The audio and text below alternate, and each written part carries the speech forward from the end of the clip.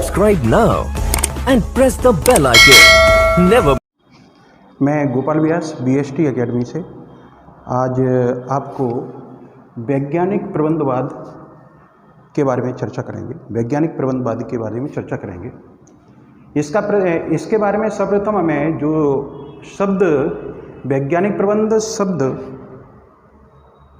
1910 में Louis Brandeis ने दिया था। ये शब्द जो वैज्ञानिकवाद आया है, इसके पीछे 1910 में जो एक विश्व युद्ध की प्रथम विश्व युद्ध की एक शुरुआत पृष्ठभूमि बन चुकी थी और उस पृष्ठभूमि के कारण उत्पादन में वृद्धि हो रही थी, या ये कहा जाए कि मतलब समाज में सरकार और समाज को व्यापक स्तर पर उत्पादन के लिए प्रयास किए जा रहे थे, लेकिन उत्पादन बढ़ नहीं रहा था क्योंकि रूल ऑफ थंब व्यापक के स्तर पर लागू था। रूल ऑफ थंब मतलब परंपरागत नियमों के आधार पर ये काम कर रहे थे। मतलब जितने भी श्रमिक थे वो परंपरागत नियम के आधार पर काम कर रहे थे और उत्पादन बढ़ाना है। उत्पादन जब बढ़ाना है तो कुछ वैज्ञानिक तकनीकें अपनानी पड़ेंगी और उन तकनीकों का समावेश प्रबंधन में और वहाँ के कारखानों में F.W. टेलर ने अपने शोध पत्र एवं उन शोध पत्रों में जो सिद्धांत दिए उनके माध्यम से किया था। लेकिन F.W. टेलर के बारे में थोड़ी सी अपनी जानकारी देख लेते हैं, जो कि पटवारी की परीक्षा में मुझे लगता है कि व्यापक स्तर पर महत्वपूर्ण होगी, क्योंकि जो चीज़ हम छोड़ते हैं वही सबसे ज़्यादा आती है। तो ये भी आपको ध्यान रखना है कि F.W. टेलर के बारे में थोड़ा सा मैं मतलब आपको जानकारी दूंगा, वो आप एक नोट कर लेना और मैं आपको बता रहा हूँ। F.W. टेलर, इनका जन्म USA संयुक्त राज्य अमेरिका में पेंसिल्वानिया में हुआ था। पेंसिल्वानिया में हुआ था और इन्होंने सबसे पहले 1878 1878 में मिडवेल कंपनी थी, मिडवेल कंपनी, वहाँ पर श्रमिक के रूप में कार्य किया था। उन्होंने श्रमिक के रूप में कार्य किया और वहीं वो कार्य करते करते इंजीनियरिंग 1884 में इंजीनियर जो था उस पद पर ये पहुंच गए। तत्पश्चात उन्होंने कुछ समय के लिए बेथेलम एक कंपनी थी, वहाँ पर भी उन्होंने काम किया। वहाँ काम करके और मिडवेल में कंपनी में कार्य करने के बाद उनको जो अनुभव प्राप्त हुआ, उस अनुभव के आधार पर प्रत्येक कारखाने में उन्हें ये स्पष्ट जानकारी प्राप्त हो गई थी कि काम चोरी होती है, कार्मिक की भी कुछ जो कर्मचारी होते हैं उनकी भी कुछ समस्याएं होती हैं, उन समस्याओं का निराकरण किस तरीके से किया जाए तो उत्पादन में वृद्धि हो जाती है। उत्पादन में जब वृद्धि हो जाती है तो प्रबंधक को व्यापक स्तर पर लाभ होता है। अब हम आ रहे हैं कि बेथलम में और मिडवेल में टेलर ने जो कार्य किए और अनुभवों को उन्होंने शोध पत्रों में जारी किया, शोध पत्रों में उन्होंने लॉन्च किया, जारी किया। तो वो शोध पत्र भी आपको पटवारी में याद रखने हैं। पहला शोध पत्र है ए पीस रेट सिस्टम, आपको याद रखना है ए पीस रेट सिस्टम। इसी शोध पत्र के नाम से ही स्पष्ट हो जाता है, पीस माने टुकड़ा, उसकी रेट और सिस्टम मतलब टुकड़े के लिए एक रेट निर्धारित की जाएगी और उसका सिस्टम एक पूरा बनाया जाएगा। तो अब मैं इसको आगे बताता हूँ। इसमें ये शोध जो पत्र था ये पीस रेट सिस्टम 1895 में जारी किया, ये आपको ध्यान रखना है। ये पूछा जाता है ये पीस रेट सिस्टम किसने जारी किया या कौन से ऑथर ने इसको जारी किया। ठीक, इसमें दो चीज़ें थी, समय का अध्ययन। इसमें पीस रेट सिस्टम में क्या है कि समय का अध्ययन किया जाता है, कोई कार्य है कितने समय में पूर्ण किया जाएगा। कोई भी कार्य है उसको कार्य करने का एक समय होता है और वो कितने समय में पूर्ण किया जाएगा। ऐसा नहीं है कि कोई कार्य करने के लिए कार्मिक कामचोर है, कामचोर कार्मिक को पकड़ने के लिए प्रबंधक के पास बहुत सारे तरीके होते हैं, लेकिन एक कार्मिक कितने समय में कोई कार्य कर सकता है। एक कार्मिक जो हष्टपुष्ट है या टैलेंटेड है वो कार्मिक 10 मिनट में कोई काम कर सकता है और ये मानसिक रूप से विकृत है और उस कार्य को हो सकता है वो 15 मिनट में काम करेगा। तो प्रबंधक का प्रमुख कर्तव्य क्या होगा, जो 10 मिनट में जो कार्य कर रहा है वो ही उसको वो अपॉइंटमेंट करेगा। तो टेलर ने खुद अनुभवों के आधार पर देखा था कि समय का अध्ययन, मतलब किसी भी कार्य को करने के लिए कितना समय लगता है, पहला पॉइंट हो गया। इसी के अंतर्गत वो गति अध्ययन, स्पीड अध्ययन भी करता है। गति अध्ययन ये भी आपको ध्यान रखना है कि गति अध्ययन के अंतर्गत क्या है। टेलर ये कहता है कि कोई काम इतने समय में किया जा सकता है, लेकिन उसकी गति क्या है, मतलब उसका एक पैमाना होता है, उसकी गति क्या है। तो गति का अध्ययन भी किया जाता है। अब दूसरा वो ये पीस रेट सिस्टम में दूसरा सिद्धांत देता है कि वेतन की दर में अंतर, वो लिख रहा है वेतन की दर में अंतर। वो ये कहना चाहता है कि आप एक मानक बना दीजिए, एक पीस रेट सिस्टम के अंतर्गत एक मानक बना दीजिए कि अगर इस मानक से ऊपर अगर कोई व्यक्ति काम करता है तो उसको बोनस दिया जाएगा, और अगर कोई व्यक्ति इस मानक के नीचे कार्य करता है तो उसका वेतन काट लिया जाएगा। ये यहाँ तक नहीं है, टेलर इससे आगे भी चलकर बात कर रहा है कि भाई आपने ज़्यादा काम कर दिया तो आप पेमेंट ले लीजिए, अधिक पेमेंट, लेकिन आप काम करेंगे कम तो पहले तो आपको पेमेंट कम मिलेगा, लेकिन धीरे धीरे आप प्रबंधक इस जो कामचोर कार्मिक है उसको बाहर निकाल देगा। टेलर इसके माध्यम से, पीस रेट सिस्टम के माध्यम से ये जानकारी मतलब प्रबंधकों को देता है। ये शोध पत्र 1895 में जारी हुआ है, तो इसको भी हमको ध्यान में रखना है। अब बात कर रहा है वो टेलर, एक शोध पत्र उसने और जारी किया 1903 में, शॉप मैनेजमेंट। शॉप मैनेजमेंट, इसके नाम से भी एक अर्थ निकल के आ रहा है। शॉप माने आपका जो दुकान है, आपका जो कारखाना है वो है, उसका मैनेजमेंट कैसे करेंगे। वो ये कहता है, इस शोध पत्र में वो ये कह रहा है कि एक प्रबंधक वर्ग, आप इसमें ध्यान रखना, ये चीज आएगी आपको, एक प्रबंधक वर्ग है, ये प्रबंधक है, और एक कर्मचारी वर्ग है। तो प्रबंधक वर्ग के लिए कुछ मानक होते हैं, तो उसने कर्मचारी वर्ग के लिए भी कुछ मानक स्थापित कर दिए।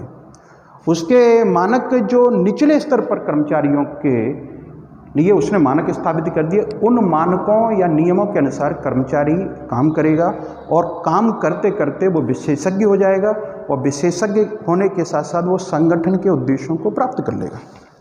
अब आते हैं तीसरा शोध पत्र है, ये आप यहाँ ध्यान रखना मित्रों, ये शोध पत्र 1, 2, 3, 4, ये चारों शोध पत्र आपको याद होने चाहिए और इनकी विथ डेट, अन्यथा सीधा सीधा क्वेश्चन पूछेगा द शॉप मैनेजमेंट कब दिया गया। अगर इसका अध्ययन नहीं किया तो 1903 नहीं लगा पाएंगे, तो आपका एक क्वेश्चन डिलीट हो सकता है। अब तीसरे शोध पत्र के बारे में बात करें, on the art of cutting metals, on the art of cutting metals, ये 1906 में दी है। 1906 में इसका प्रतिपादन किया गया।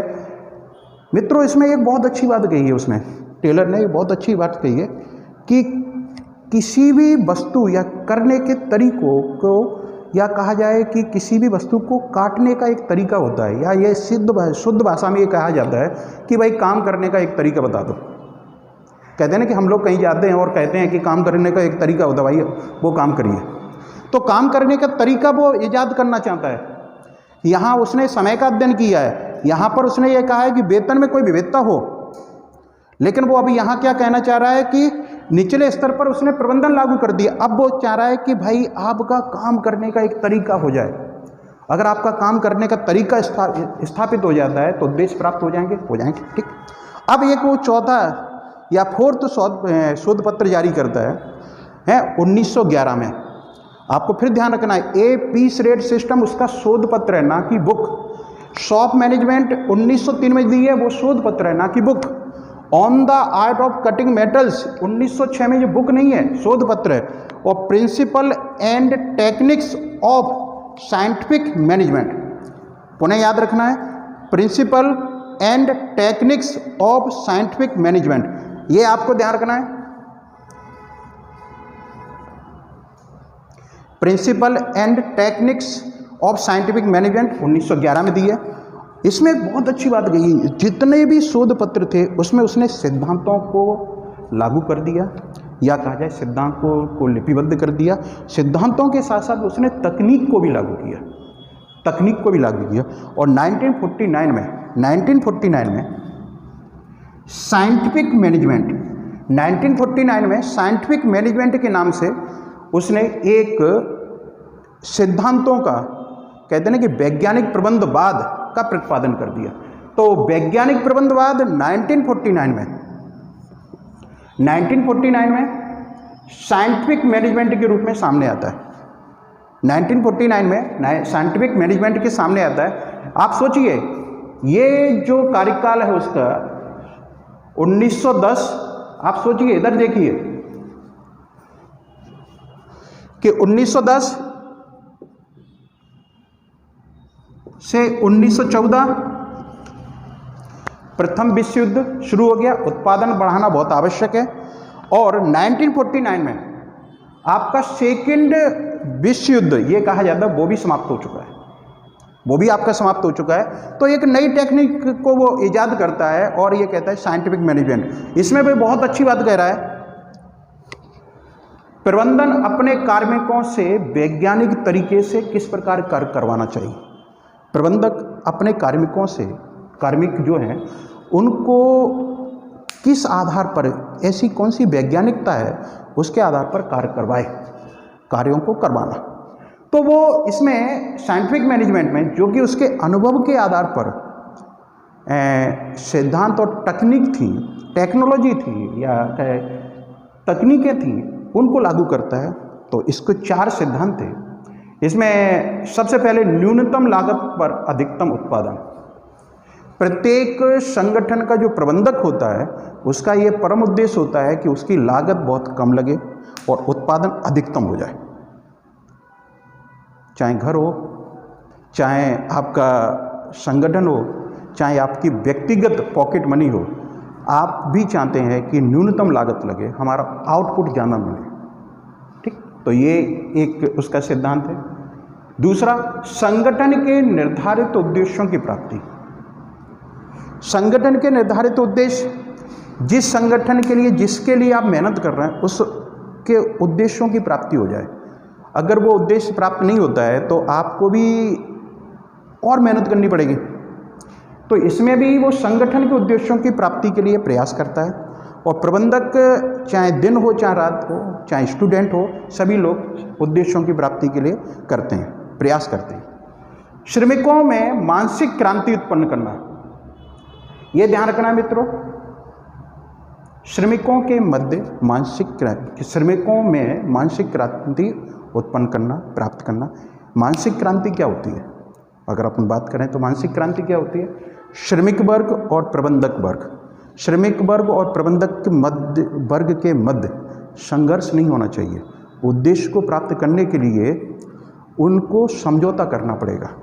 श्रमिक को भी पता है कि अगर हम संगठन छोड़ देंगे तो संगठन के जो लाभ हैं, जो उसे पद पर रहते हुए प्राप्त होते हैं, वो प्राप्त होना बंद हो जाएंगे और आगे चलकर पता नहीं कौन से संगठन में हमें वो पद प्राप्त होता है, उतना वेतन मिलता है या नहीं मिलता। और प्रबंधक को भी ये लगता है कि अगर कोई कार्मिक है, लंबे समय तक 4 साल से 5 साल से आपके यहाँ काम कर रहा है, तो धीरे धीरे वो विशेषज्ञ हो गया है। अगर हम किसी नवयुवक को नियुक्त करते हैं तो उसको सिखाना पड़ेगा, ट्रेनिंग करनी पड़ेगी, तो उस पर इन्वेस्ट करना पड़ेगा, पैसा खर्च करना पड़ेगा। तो दोनों के हित बराबर हैं। इधर प्रबंधक को भी लगता है कि नहीं, प्रबंधक को ये लगता है कि हम ट्रेनिंग में पैसा खर्च क्यों करें, और श्रमिक को भी लगता है कि हम यहाँ सीनियर हैं और सीनियर को एक सम्मानजनक वेतन मिलता है, तो दोनों के हित बराबर हैं।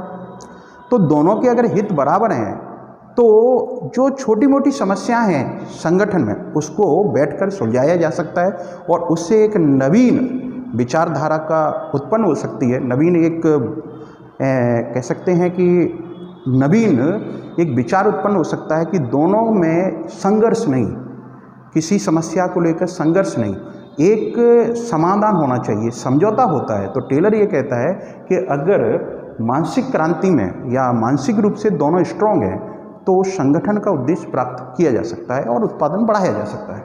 अब आते हैं फोर्थ पॉइंट, प्रबंधक और श्रमिकों के मध्य सहयोग होना चाहिए, ना कि संघर्ष। बहुत अच्छी बात कही है उसने, टेलर ने, कि मानसिक क्रांति अगर हो जाती है और दोनों का उद्देश्य ये है कि हमें उत्पादन बढ़ाना है, तो प्रबंधक और श्रमिक के मध्य उत्पादन में फिर संघर्ष नहीं होना चाहिए उत्पादन को लेकर, हैं। तो फिर क्या होनी चाहिए, सहयोग की भावना होनी चाहिए, और अगर सहयोग होगा तो लाभ का बंटवारा दोनों तरफ होगा, चाहे प्रबंधक हो चाहे श्रमिक वर्ग हो। तो ये टेलर ने दिया है, और टेलर ने अपने साइंटिफिक मैनेजमेंट के माध्यम से एक कारखाने जो उस समय पर उत्पादन बढ़ाना चाहते थे, क्योंकि दोनों कार्यकाल उसका अगर देखा जाए, उसके कार्य करने के दौरान, शोध पत्र जारी होने के दौरान और शोध पत्र लास्ट तक जारी होने के दौरान, ठीक, वो उत्पादन बढ़ाना और प्रथम विश्व युद्ध और द्वितीय विश्व युद्ध के बीच के मध्यकाल था। तो उसमें परम उद्देश्य एक ही था कि किसी भी प्रकार से उत्पादन को बढ़ाया जा सके, बढ़ाया जाए, और उसके लिए एक उसने प्रबंध में, एक प्रबंध की जो विचारधारा थी उसमें एक क्रांति ला दी, और क्रांति लाने से उत्पादन तीव्रतम बढ़ा। अब ये क्रांति लाने के लिए उसने कुछ तकनीकें दी हैं और सिद्धांत दिए हैं। इस किया है 1949 में साइंटिफिक मैनेजमेंट जब टेलर ने प्रतिपादित किया तो उसने सिद्धांत और तकनीकों का समावेश किया। सिद्धांत 4 थे, कार्मिक का वैज्ञानिक आधार पर कार्य विभाजन करना, या ये कहा जाए कि चयन करना, कार्मिकों का वैज्ञानिक आधार पर कार्य विभाजन करना या चयन करना। नंबर 2, उसका कार्मिक को एक स्पष्ट तरीका बता देना, कार्मिक को एक स्पष्ट तरीका बता देना कि कोई कार्य किस प्रकार किया जाएगा। नंबर 3, कार्मिक और प्रबंधक के मध्य, कार्मिक और जो मैनेजर मैनेजमेंट वाला था उसके मध्य स्पष्ट वैज्ञानिक आधार पर कार्य विभाजन करना, स्पष्ट वैज्ञानिक आधार पर कार्य विभाजन करना। और चौथा सिद्धांत है कार्मिक और श्रमिक के मध्य टीम भावना का विकास करना, कार्मिक और श्रमिक के मध्य टीम भावना का विकास करना। तकनीक टेलर ने दी हैं और उसके माध्यम से वो संगठन में एक तो उद्देश्य प्राप्त करना चाहता है। उस टाइम का जो उद्देश्य था वो नॉर्मली आपको पता है कि प्रथम और द्वितीय विश्व युद्ध के कार्यकाल के मध्य में इसने अपने सिद्धांतों को गढ़ा है, तो स्वाभाविक है उत्पादन बढ़ाने की ये बात करेगा। तो इसने जितनी भी तकनीकों का समावेश किया है उसमें कहीं ना कहीं प्रत्यक्ष अप्रत्यक्ष रूप से उत्पादन बढ़ाने के लिए बोला है, उत्पादन बढ़ाने के लिए बोला है।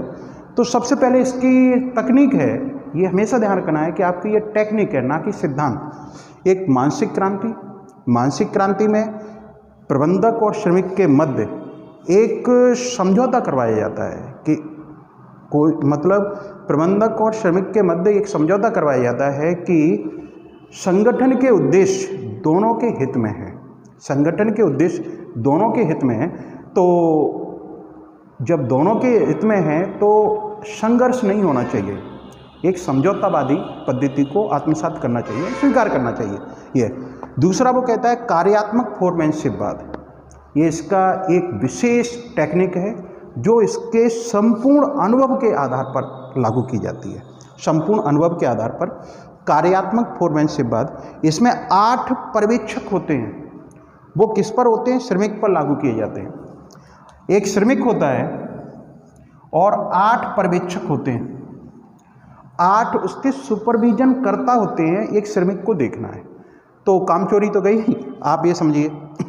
उसमें से 4 जो श्रमिक होते हैं, पर्यवेक्षक होते हैं, और 4 इधर 4 जो पर्यवेक्षक होते हैं, सुपरविजन करता होते हैं, उनमें से 4 नीति निर्माता होते हैं जो नीतियों का निर्माण करेंगे और नीति को किस प्रकार करना है ये बात उसके बारे में जानकारी देंगे, ठीक। और जो 4 जो सुपरवाइजर होते हैं, पर्यवेक्षक होते हैं, वो कार्य को या नीति को करवाने का तरीका बताएंगे, किस प्रकार से कोई नीति क्रियान्वित की जाएगी, कोई कार्य किस प्रकार से संपन्न होगा। क्योंकि इसने स्पीड अध्ययन कर चुका है और ये टाइम मैनेजमेंट कर चुका है, तो इसको ये पता है कि कोई नीति बनेगी उसमें कोई व्यक्ति कितने समय में कितना काम संपन्न करेगा। लेकिन इसकी एक विशेष बात है, आपको ये ध्यान रखना है कि कार्यात्मक परफॉर्मेंस से बाद में श्रमिक एक विशेषज्ञ बन जाता है। तो पटवारी में ध्यान रखना कि ये कार्यात्मक परफॉर्मेंस से बाद में एक बहुत बड़ी बात कह रहा है कि श्रमिक जो है अपने आप एक विशेषज्ञ बन जाएगा, और अपने आप जब विशेषज्ञ बन जाएगा तो एक मानक से अधिक काम करेगा, और मानक से जब अधिक काम करेगा तो मानकीकरण जो लागू करेगा तो नीचे के जो कम मानक से काम करेंगे उनकी छटनी हो जाएगी, और छटनी जब हो जाएगी कार्मिकों की तो स्वाभाविक है आर्थिक लाभ किसको प्राप्त होगा? प्रबंधक को होगा। ठीक, और प्रबंधक के साथ साथ हैं श्रमिक वर्ग को आर्थिक लाभ भी प्राप्त होगा। अब आते हैं इसकी जो टेक्निक है, समय अध्ययन। इसकी जो टेक्निक है, तीसरी जो टेक्निक है वो समय अध्ययन है। समय अध्ययन है, समय में किसी कार्य को करने के लिए कितना समय लगता है इसका एक अनुमान लगाया जाता है, और उसके बाद एक नए कार्मिक की नियुक्ति की जाती है। उस कार्मिक की नियुक्ति के बाद वह अनुमान अगर वो जाना अनुमान से उस अनुमान से अधिक काम करता है तो उसे वो निकाल देता है, और कम काम करता है तो उसको वो रख लेता है, क्योंकि वो संगठन के लिए लाभदायक है।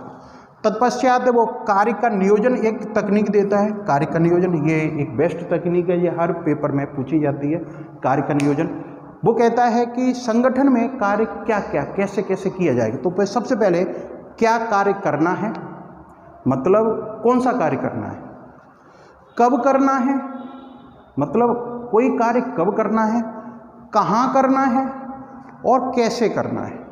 तो ये श्रमिक के मन में हमेशा एक क्वेश्चन रहता है कि कौन सा कार्य करना है, कब करना है, कहाँ करना है, कैसे करना है। इसका निराकरण वो है समय अध्ययन के माध्यम से कर देता है टेलर।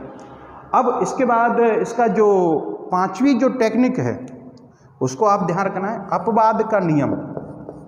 अपवाद का नियम ये बहुत स्पष्ट आप भी अपने जीवन में देखते होंगे, हर जगह मतलब ये लागू होता है। इसमें क्या है, कार्मिक और प्रबंधक के मध्य समस्या हमेशा विद्यमान रहती है। कार्मिक और प्रबंधक के मध्य समस्या हमेशा विद्यमान रहती है, लेकिन प्रत्येक समस्या अगर प्रबंधक के पास पहुंचती है, प्रत्येक समस्या अगर प्रबंधक के पास पहुंचती है तो प्रबंधक काम कब करेगा? समझ में आ रही है ना? प्रबंधक काम कब करेगा? तो ये कहता है टेलर कि भाई कार्मिक की समस्या संपूर्ण समस्या ऊपर ना जाए। समस्या तो जानी चाहिए, नहीं तो प्रबंधक को पता कैसे पड़ेगा, नहीं तो गैप पैदा हो जाएगा। तो संपूर्ण समस्या ना जाए, कुछ समस्या ही जाएं जो कि महत्वपूर्ण हो। तो ये कहता है कि अपवाद स्वरूप कार्मिक अपनी बात प्रबंधक को रख पाए ताकि प्रबंधक भी अच्छी तरीके से काम करे। तो अपवाद स्वरूप समस्याएं जाएं। बीच में वो एक सहायक की नियुक्ति की बात करता है, एक सहायक नियुक्त कर दो। वो सहायक नियुक्त हो जाएगा तो वो निचले स्तर पर ही समस्याओं को समाप्त कर देगा। जो जरूरी समस्याएं होंगी उनका ट्रांसफर अपवाद स्वरूप प्रबंधक को कर देगा। अवकलन का सिद्धांत, अवकलन का, इसमें सामान्यतः पीस रेट सिस्टम लागू है। पीस रेट सिस्टम, इसको आप देखना, प्रबंधक एक मानक को स्थापित कर देता है। जैसे ही प्रबंधक किसी कार्मिक को नियुक्त करता है तो उसका एक मानक रहता है कि आपको इतना काम करना पड़ेगा। मानक को स्थापित कर दिया। अगर उस मानक से कोई कार्मिक अधिक काम करता है तो उसको उच्च वेतन मिलेगा, उसको उच्च वेतन मिलेगा। अगर वो मानक से बिलो नीचे काम करता है तो कम वेतन दिया जाएगा। लेकिन वो लगातार नीचे काम करेगा तो उसको संरक्षण नहीं दिया जाएगा, प्रबंधक उसको बाहर कर देगा। प्रबंधक उसको बाहर कर देगा तो मानक और मानक से अधिक वेतन, तो जिसे कहते हैं अपनी सामान्य भाषा में बोनस, वो उसको दिया जाएगा। एक स्लाइड नियम है, उसने जो तकनीक दी है स्लाइड नियम, समय की बचत के लिए वो बार बार कहते हैं कि किसी भी कार्य को करने के लिए कौन कौन से नियम लागू किए जाएं कि समय और निकाला जाए। कहते हैं कि समय की बचत की जाए, या ये कहा जाए किसी कार्य को तीव्रतम कैसे पूरा किया जाए। अगर कोई काम 10 मिनट में हो रहा है तो टेलर या प्रबंधक ये चाहता है कि वो 8 मिनट में पूरा हो। ये टेलर की तकनीक और सिद्धांत थे। ये अमेरिका, आपकी ब्रिटेन, रसिया और ऑस्ट्रेलिया में व्यापक स्तर पर लागू किए गए। व्यापक स्तर पर लागू किए गए और उत्पादन में तीव्रतम विकास हुआ, तीव्रतम विकास हुआ। नंबर 2, जो वैज्ञानिक बात था, जो प्रबंधक था, प्रबंधक के प्रत्येक डिसीजन में वैज्ञानिकता का समावेश हो गया। मतलब प्रबंधक जो डिसीजन लेने लगा तो उसमें उत्पादकता महत्वपूर्ण थी। इसमें जो कार्मिक थे या कहा जाए कर्मचारी, उनका वैज्ञानिक आधार पर चयन होने लगा। तीसरा पॉइंट, इसमें ट्रेनिंग का समावेश कर दिया गया। और लेकिन वैज्ञानिक प्रबंधवाद के कुछ अवगुण भी थे या कहा जाए दोष थे, वो आपको ध्यान रखना है। इसमें मानवीय संबंधों की अवहेलना की गई। मानवीय संबंध कहीं नहीं हमें देखने को मिलते हैं, इसमें मानवीय संबंधों की अवहेलना की गई और कहीं भी हमें मानवीय संबंध देखने को नहीं मिलते। दूसरा पॉइंट इसमें एक महत्वपूर्ण है कि इसमें जो कार्मिक है उसको एक आर्थिक मानव मान लिया गया या मशीन, मतलब वो सिर्फ पैसे के लिए काम करता है, ये मान किया गया, एक सिद्धांत गढ़ा गया कि ये पैसे के लिए काम करेगा। लेकिन प्रत्येक व्यक्ति पैसे के लिए काम नहीं करते। ये कुछ समस्याएं या दोष थी इस विचारधारा के या वैज्ञानिक प्रबंधवाद की कुछ आलोचनाएं थी। एक तो मानवीय संबंधों को अवहेलना करना, दूसरा प्रत्येक कार्मिक को मतलब आर्थिक मानव मानना, और संपूर्ण मानव आर्थिक या पैसे के लिए काम नहीं करता। ये कुछ दोष थे, उनका निराकरण ये जो आपकी वैज्ञानिक प्रबंध विचारधारा है उसके माध्यम से नहीं देखने को मिलता। उसके लिए वो मानव संबंध उपागम आता है, उसका वीडियो मैं अगले अंक में डालूंगा। जय हिंद, जय भारत।